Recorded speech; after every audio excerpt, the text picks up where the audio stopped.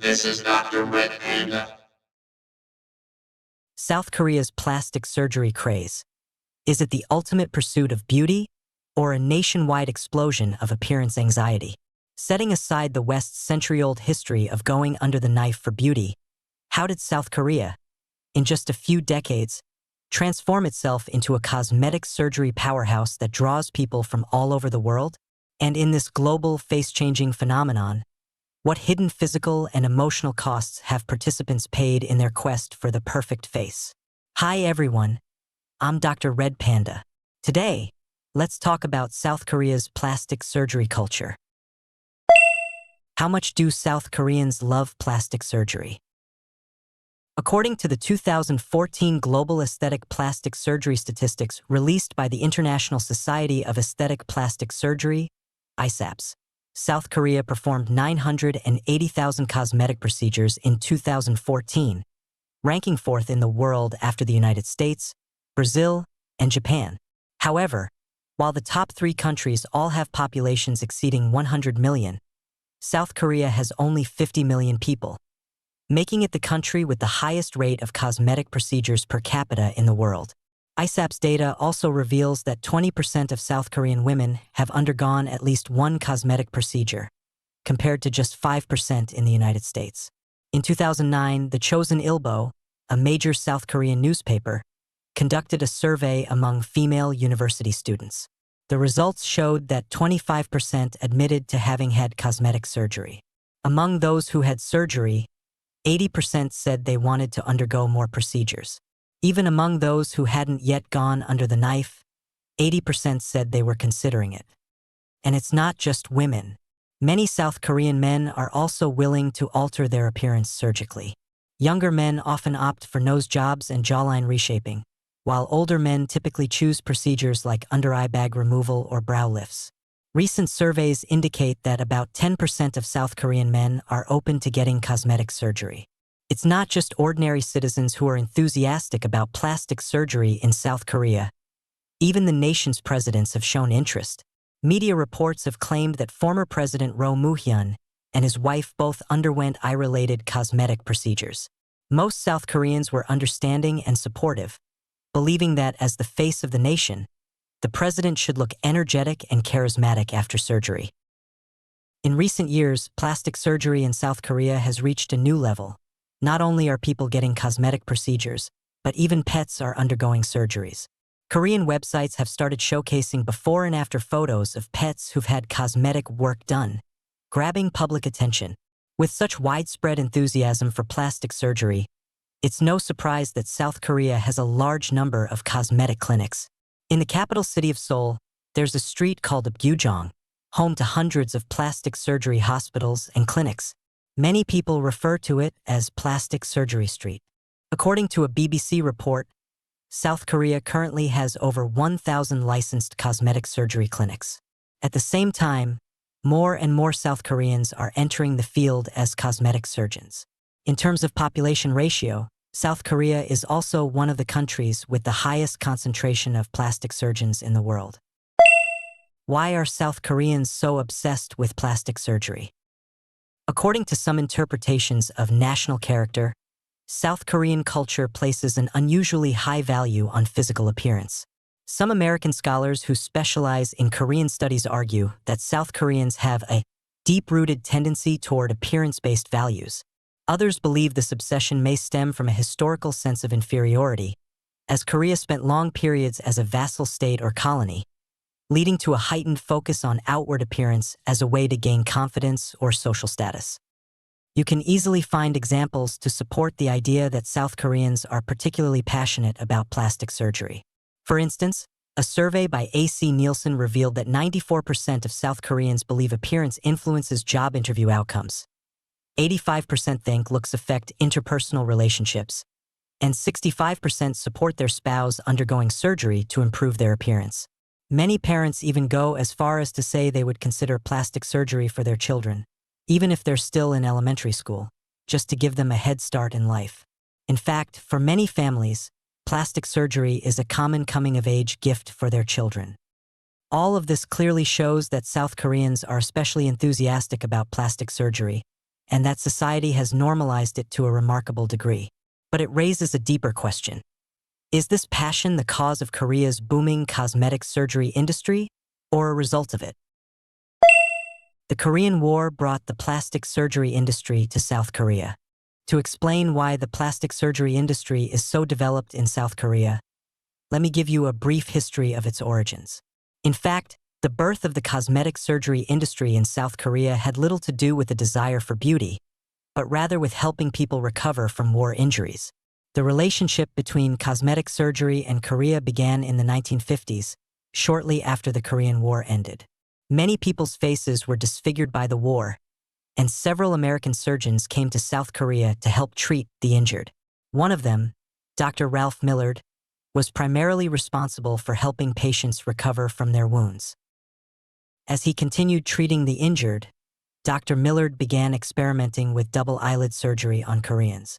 He is considered the first surgeon in Korea to perform a documented double eyelid procedure in the country. Dr. Millard believed that creating double eyelids would make Koreans more westernized, and by adopting a more Western appearance, Asians could better integrate into an international, especially American-dependent, economic environment. Some American scholars also believe that there is a subconscious racial bias among Koreans, and that surgeries like rhinoplasty and double eyelid surgery could help eliminate physical features associated with their ethnicity. In 1961, South Korea opened its first cosmetic surgery clinic. At that time, most of the people undergoing surgery were movie stars and workers in the adult entertainment industry. However, as more ordinary people began getting cosmetic procedures, by the 1980s and 1990s, plastic surgery became more mainstream in South Korea. On one hand, the living standards of ordinary people had significantly improved, allowing them to have the time and money to focus on enhancing their appearance. On the other hand, with the economic boom, more Korean dramas began appearing on television. Many of the stars in these dramas had undergone surgery, looking glamorous and becoming role models for young women considering cosmetic procedures. It was during this period that South Korea established the Korean Society of Aesthetic Plastic Surgery, beginning specialized research on cosmetic surgery techniques. They sent surgical teams to Europe for learning, visits, and research, and upon returning, they conducted technical analyses and upgraded the techniques. Eventually, they developed a set of cosmetic surgery methods tailored to the appearance and aesthetic preferences of East Asians, characterized by softer lines and more youthful facial features. Undoubtedly, cosmetic surgery has brought significant economic benefits to South Korea, making the cosmetic surgery industry one of the most attractive sectors for tourists. According to surveys of the nearly 4 million cosmetic procedures performed globally in 2014, about 5% were carried out in South Korea. Some media reports even claim that South Korea's plastic surgery industry generates up to $3 billion annually. Given the huge economic benefits, the South Korean government has actively supported the growth of the cosmetic surgery industry, frequently introducing policies to encourage its development. For example, since April 2016, foreign visitors coming to South Korea for cosmetic surgery have been eligible for a 10% tax refund. The dark side of plastic surgery in South Korea. However, behind the booming cosmetic surgery industry in South Korea lies a dark side that remains largely hidden. In 2016, 24-year-old university student Kwon Dae-hee went to a plastic surgery clinic in Seoul for a cheekbone surgery, but she never woke up from the operating table. This incident became the spark that exposed the dark secrets of South Korea's plastic surgery industry, bringing to light the issue of ghost doctors. According to media reports, Kwon Dae-hee's surgery began with a certified plastic surgeon, but halfway through the procedure, an unlicensed general doctor took over. Kwon Dae-hee eventually suffered severe blood loss and was sent to the hospital, where she died 7 weeks later. The practice of hiring one doctor to begin a surgery, but having another perform the procedure while the patient is under anesthesia is called ghost surgery. Compared to experienced doctors, ghost doctors are more likely to cause medical accidents. CNN conducted an in-depth investigation in 2021, during which one interviewed doctor revealed that he was often asked to replace the attending surgeon during surgeries. He described how these doctors would wait in the basement until they were called to perform the surgery. These individuals were not listed as employees on the clinic's website, and the clinic's promotional materials falsely claimed that surgeries were performed by respected surgeons. In fact, the plastic surgery community in South Korea had long recognized the dangers of such practices. In 2015, a group of plastic surgeons petitioned the South Korean Ministry of Health to tighten regulations, including installing CCTV in clinics to identify who was actually performing the surgeries. In 2018, South Korea passed a law to increase penalties for doctors directing ghost surgeries. However, a study published in the 2018 Medical Journal Annals of Surgical Treatment and Research found that this practice still remains rampant. The potential dangers of plastic surgery in South Korea go far beyond the issue of ghost doctors. Other cases of medical malpractice leading to patient deaths are not uncommon either.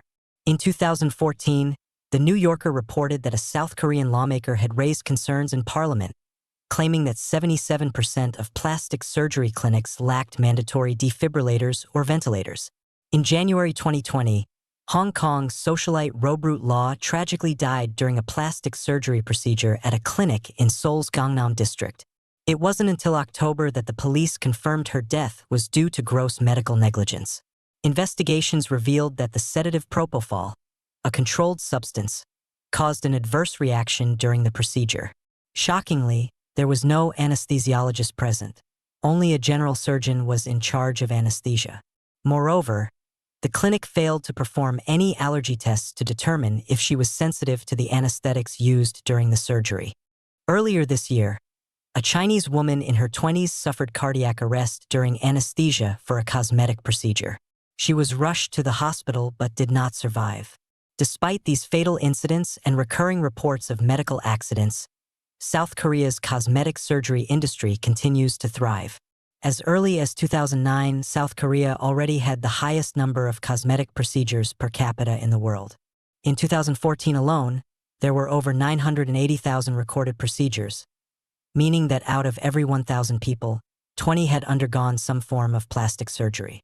In comparison, the United States, another cosmetic surgery giant, had only 13 procedures per 1,000 people during the same period. With an industry this large, why do these accidents and ghost doctors still occur? One major factor is likely the imbalance between the growing demand and the limited number of licensed surgeons. According to the International Society of Aesthetic Plastic Surgery, South Korea had just over 2,500 certified plastic surgeons in 2019, ranking 5th globally, behind the US 6,900 and Brazil 6,000. To become a professional plastic surgeon in Korea, one must undergo 4 years of basic training at a designated hospital, fulfill academic and clinical activity requirements, and pass 2 specialized exams. To be recognized as a certified expert, additional milestones are required, such as publishing academic papers, presenting at conferences, and completing at least 240 inpatient and 2,000 outpatient cases during training, plus a minimum of 170 basic surgical procedures. Reaching these numbers is extremely challenging. Given the nearly 980,000 surgeries annually, this would mean each certified surgeon performs an average of 392 procedures a year.